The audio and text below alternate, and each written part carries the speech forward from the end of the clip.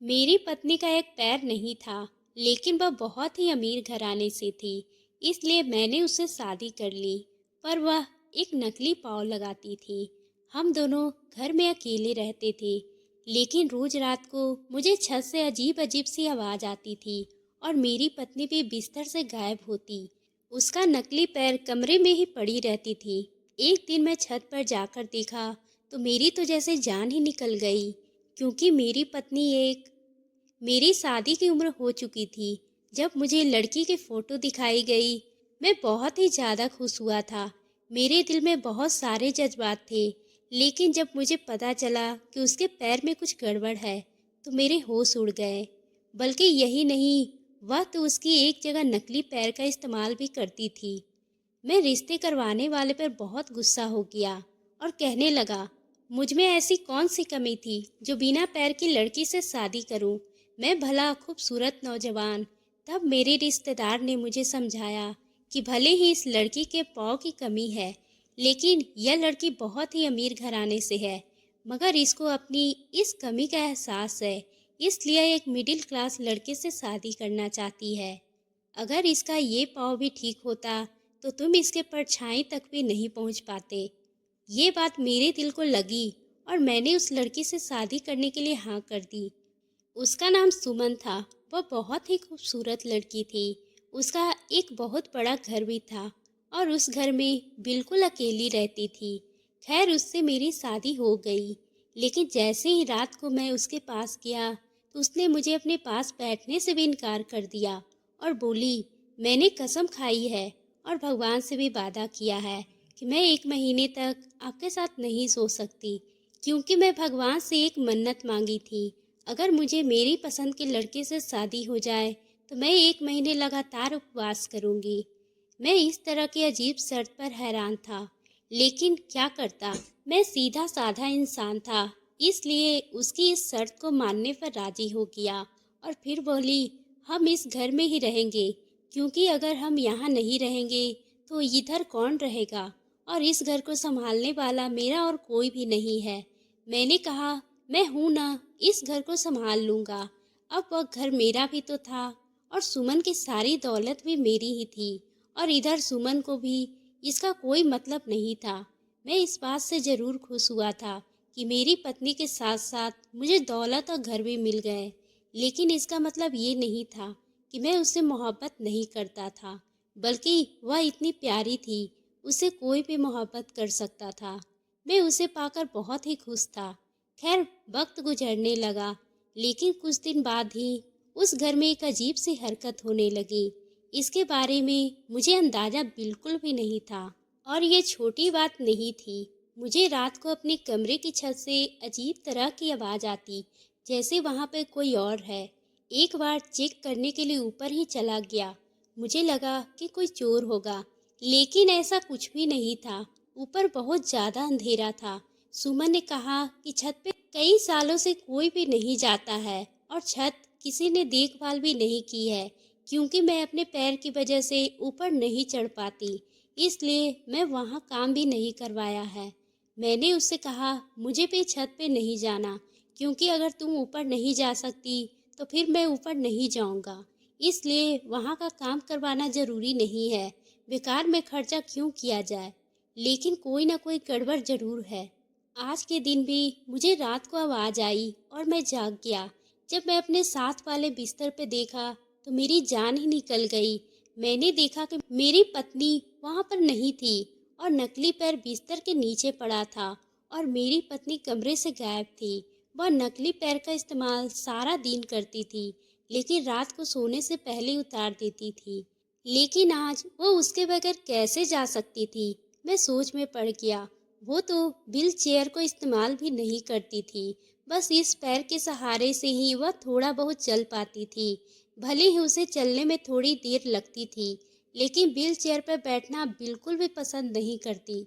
उसका कहना था कि मुझे व्हील चेयर पर बैठने से नफरत है। उसे वह बिल्कुल भी इस्तेमाल ना करती। लेकिन यह क्या, नकली पैर तो उसका यहीं पर पड़ा था, तो ऐसे वह कहाँ जा सकती थी? जब से शादी हुई थी, मेरी पत्नी ने मुझे किसी से मिलाया नहीं था, जबकि मुझे कहा गया था कि उसका एक बहुत ही बड़ा कारोबार है, वहाँ बहुत से लोग मिलकर चलाते हैं। उसने बस मुझे घर की जिम्मेदारी दी थी, लेकिन कारोबार के बारे में कुछ भी नहीं बताया था।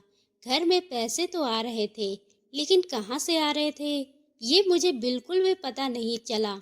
अभी मैं अपनी पत्नी को तलाश करना चाहता था, क्योंकि अगर वो बिना पैर के कहीं गई थी, तो इसका मतलब कि वो चल सकती थी। और वो क्या ड्रामा कर रही थी, वरना एक इंसान अपने पैर के बिना कैसे जा सकता है, तो फिर वो कमरे के बाहर कैसे गई। मैं देखने गया तो वो बाथरूम में भी नहीं थी। मैं कमरे से बाहर निकल गया, उसको ढूंढने लगा। फिर मुझे कमरे में हल्की सी आवाज़ आई। जब मैं वापस आया तो सामने का मंजर देखकर हैरान हो गया। मेरी पत्नी बेड पे बैठी थी और कोई किताब पढ़ रही थी। मैंने कहा, अभी तुम कहाँ गई थी? तो कहने लगी, मैं तो कहीं नहीं गई थी। मैंने कहा, मजाक मत करो, मैं अभी बिस्तर से तुम्हें तलाश करने के लिए उठा था। उसने कहा, तुम्हें आज क्या हो गया है?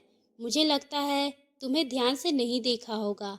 मैं अपनी पत्नी से इतनी बहस नहीं की और सोचने लगा, जब उसने झूठ बोल ही दिया है तो इसका मतलब वो मुझसे हमेशा झूठ बोल रही थी। लेकिन इतना सफेद झूठ वह मुझसे क्यों बोल रही थी?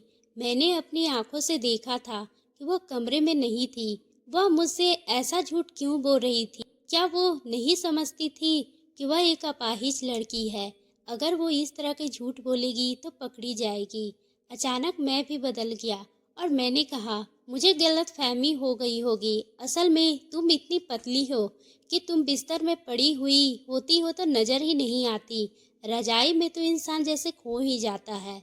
मैं अपनी बात पे हंसने लगा और उसने भी मेरा साथ दिया। उसके बाद मैं सो गया, लेकिन मैं सोया नहीं था। असल में मुझे नींद ही नहीं आ रही थी।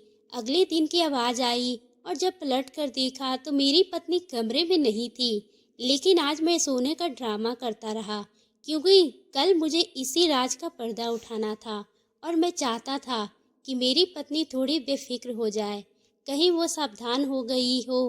क्योंकि अगर वो इतना बड़ा खेल खेल रही थी तो इसका मतलब वो आम इंसान नहीं थी, वह बहुत ही चालाक औरत थी। आज फिर छत से आवाज़ आई और मैं फिर से पलट कर देखा तो आज भी बिस्तर पर नहीं थी और उसका नकली पैर वहीं बिस्तर पर ही पड़ा था। आज भी वह कपड़े से ढक कर गई थी, लेकिन आज मैं हाथ में टॉर्च लेकर छत की तरफ चल पड़ा। मेरी पत्नी ने तो कहा था कि छत पे बहुत सालों से कोई नहीं गया और वहाँ पर बहुत गंदगी है, लेकिन ऐसा कुछ भी नहीं था।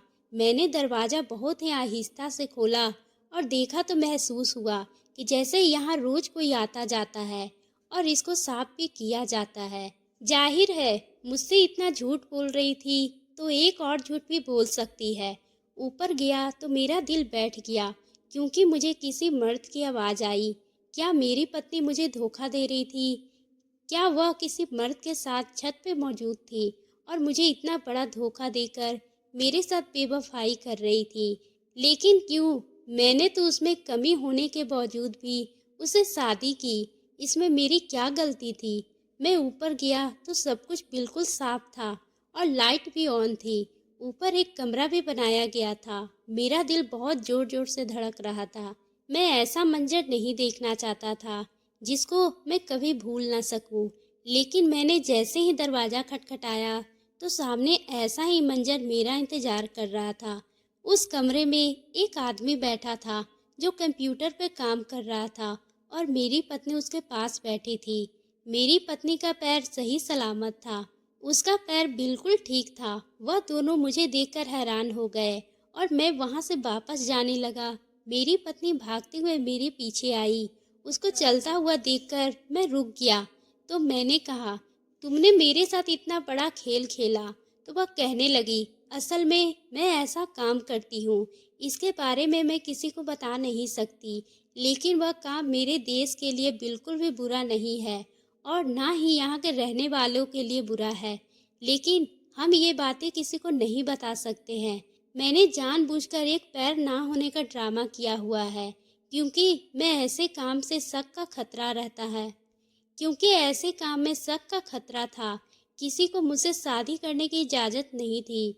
मैंने कॉन्ट्रैक्ट साइन किया हुआ था, लेकिन अपने दिल के हाथों मजबूर होकर अपनी ख्वाहिश को पूरा करने के लिए मैं तुमसे शादी कर ली। मैं तुम्हें इस राज से दूर रखना चाहती थी क्योंकि ये काम बहुत ही खतरनाक है और अगर लोगों को यह पता चल गया कि मेरी कोई कमजोरी है तो मेरी कमजोरी का फ़ायदा उठाएंगे।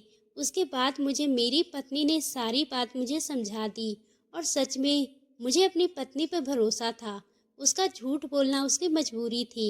वह गवर्नमेंट जासूस थी, लेकिन मैं उसको अपने कदमों पर खड़ा देकर बहुत ही खुश हुई। मैंने कहा, मुझे बहुत खुशी हो रही है, कोई भी तकलीफ नहीं है तुम्हें। मुझे इतने दिनों तक कैसे छुपाए रखा? उसने कहा, हमें भेष बदलना सिखाया जाता है और जगह जगह क्रिमिनल पर घात लगाना सिखाया जाता है। मैं तुम्हें देखते ही समझ गई थी, तुम एक सीधे साधे इंसान हो। अगर मैं तुम्हें भी बेवकूफ़ नहीं बना सकती तो क्रिमिनल को कैसे बेवकूफ़ बनाऊंगी? मैं इस बात पे हंसने लगा। मैंने कहा, इस बेवकूफ़ को कहीं छोड़ तो नहीं दोगी ना? तो वो कहने लगी, नहीं, बिल्कुल भी नहीं, हमारी ज़िंदगी आम इंसान से अलग होगी। मैंने उससे कहा, मुझे कोई एतराज़ नहीं, मैं हर तरह से तुम्हारा साथ देने की कोशिश करूँगा। उसने मुझसे कहा था, तुम घर संभालो, क्योंकि उसका काम मैं नहीं कर सकता था। लेकिन मुझे इस बात पे गर्व था, वह जो भी कर रही थी, अपने शहर को सुरक्षित रखने के लिए कर रही थी। इसलिए मैंने उससे ज़्यादा नाराज़गी नहीं जताई, उसे माफ़ कर दिया और गले से लगाकर अपनी नई ज़िंदगी में खुश रहने लगा। तो दोस्तों, आपको ये कहानी कैसी लगी? अगर पसंद आई हो तो आप हमारे चैनल को सब्सक्राइब करना ना भूलें और बेल आइकन को भी प्रेस कर लें ताकि हम आपके लिए इसी तरह की दिलचस्प कहानी लाते रहें। आपको ये